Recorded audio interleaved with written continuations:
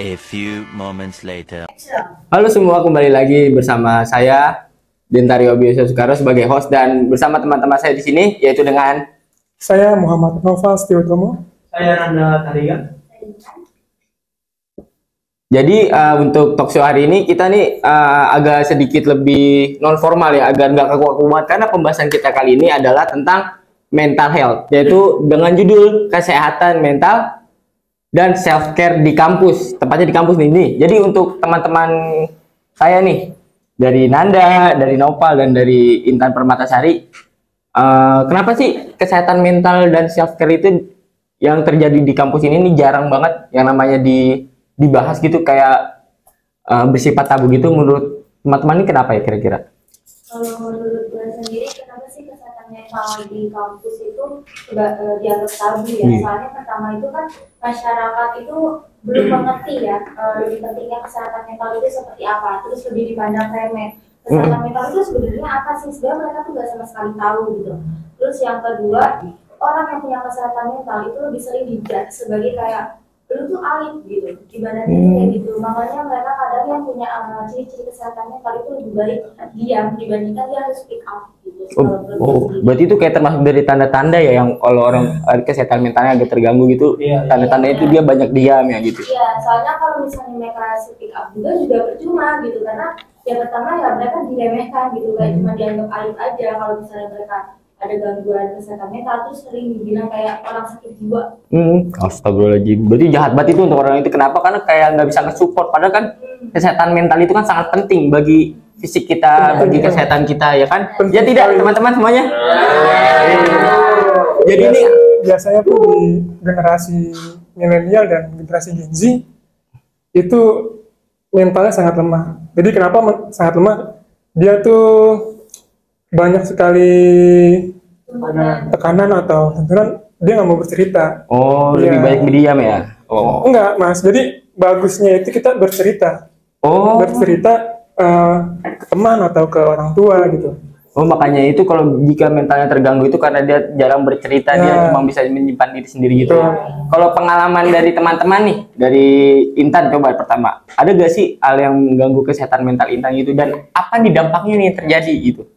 Kalau gue sendiri sih pertama pasti kan gue juga di sini kan bukan cuma mahasiswa doang ya. Iya. Gue ada kerja juga gitu. Pertama pasti ada tekanan dari eksternal ya, mungkin bisa dari keluarga ataupun teman ataupun lingkungan main dan lain-lainnya gitu. Terus yang kedua, namanya kita kan udah punya pasti tujuan utama menjadi mahasiswa itu melanjutkan pendidikan ya. Nah kadang tuh pendidikan institusi juga itu kita dapat tekanan dari luar dalam ya, itu kayak tugas banyak gitu kan. Kita juga nggak bisa nyalahkan dosen ataupun dari si kampus gitu ya, karena kan itu udah kewajiban lo sebagai mahasiswa ibaratnya kayak gitu.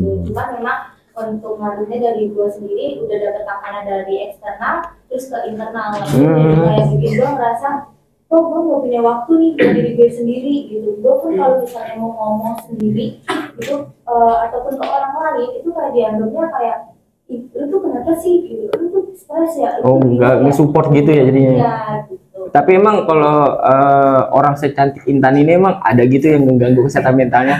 Ya kan nggak bisa dipandang-pandang gitu Mas Rio. Kalau kesehatan mental itu ya apa yang dirasakan oleh si korbannya gitu.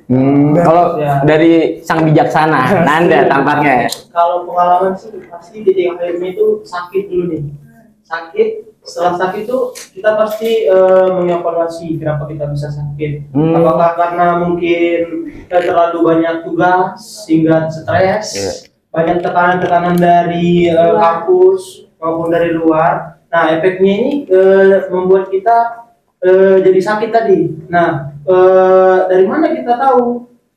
Dari performanya berkurang. Mungkin dalam pembelajaran dia kurang memahami, lemas, kurang semangat gitu. Terus dari pengalaman teman kita juga, ketika teman kita bercerita, mungkin dia kesehatan mentalnya itu buruk. Dari cerita kita bisa evaluasi juga bahwa mencerahkan isi hati kita. Mahal banget ini. Kita tuh kalau mental kita kuat gitu ya, pikiran kita pun juga positif mas. Masya Allah. Jadi apa ya? Tepuk tangan semuanya, tepuk tangan semuanya. Jadi kalau apa kayak punya mental yang lemah gitu. Kita mau ngerjain tugas atau mau makan pun juga nggak nikmat.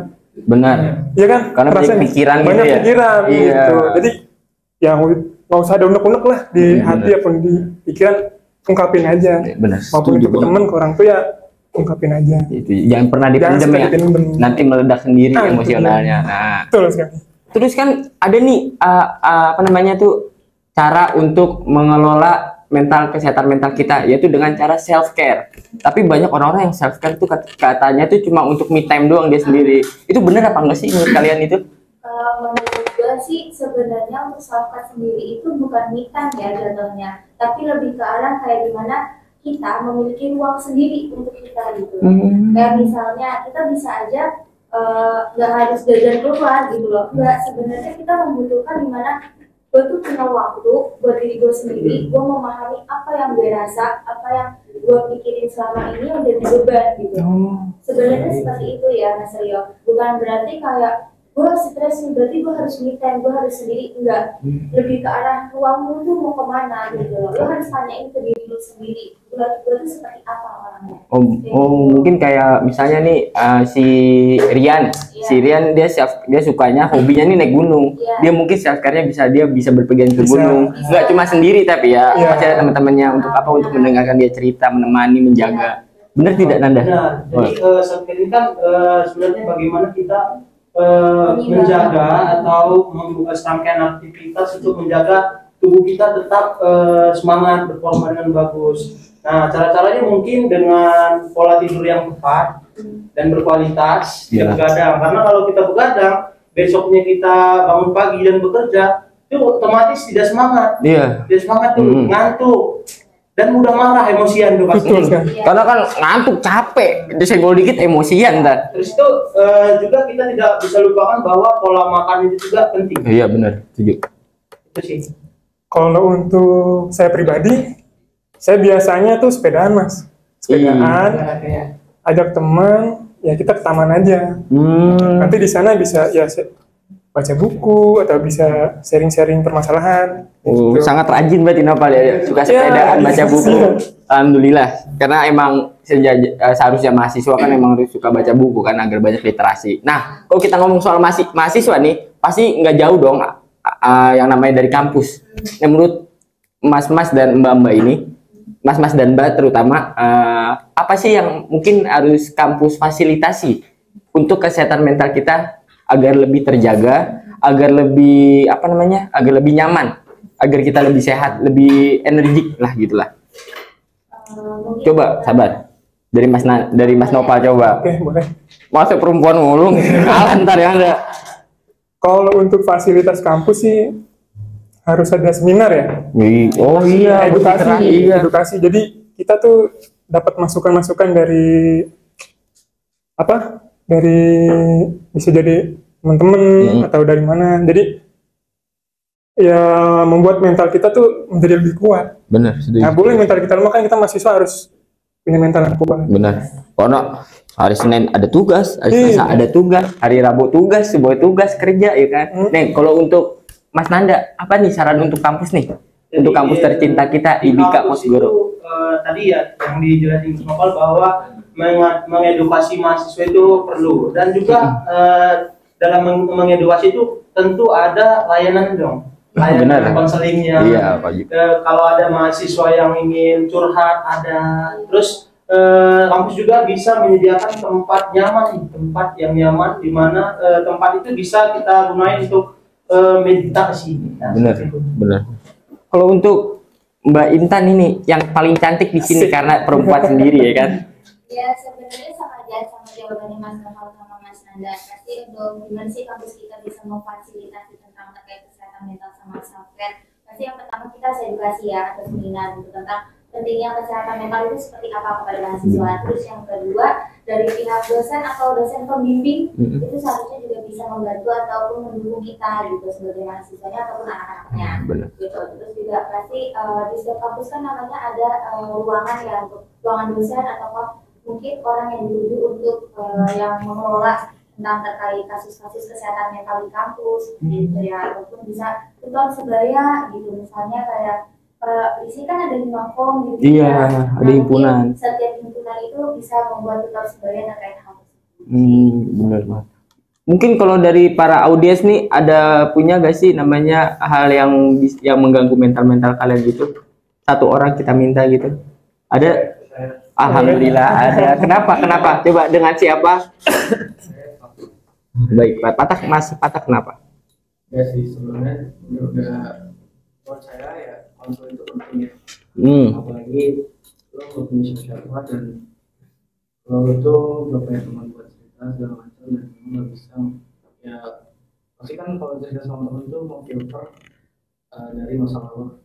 Konsul itu sangat penting karena lo nggak bisa lo bisa bebas berbicara apapun itu tanpa filter masalah. Jadi menurut gua itu konseling itu bagus sih buat di kampus buat mahasiswa itu. Berarti emang konseling, fasilitas dan pelayanan itu sangat amat berarti ya untuk di kampus ini untuk menjaga kesehatan mental kita para mahasiswa kan. Iya benar juga.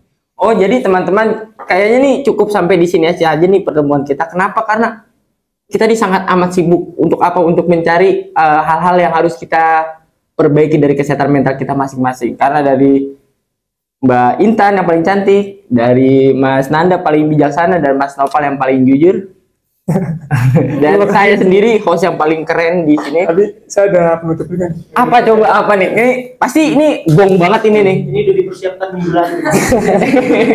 Pasti ini gong banget ini teman-teman ini. Sejatinya mental yang kuat terdapat jiwa yang sehat. Mantap. Coba untuk Mas Nanda, kayak dari Mas Nanda ini dari alis-alisnya kelihatan nih. Saya juga dari Mas Nanda begitu nih. Coba Mas Nanda. Pikiran melahirkan tindakan, tindakan melahirkan kebiasaan, kebiasaan melahirkan karakter. Jika kita berpikir positif, nah otomatis tindakan kita positif juga. Kebiasaan kita positif, karakter kita positif, kita pasti hidup sehat.